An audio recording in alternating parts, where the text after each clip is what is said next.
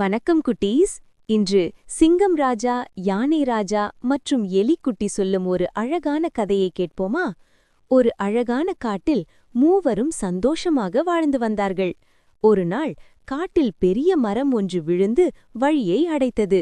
சிங்கம் ராஜா தனது பலத்தை பயன்படுத்தி தள்ளி பார்த்தான். ஆனால் மரம் அசையவில்லை.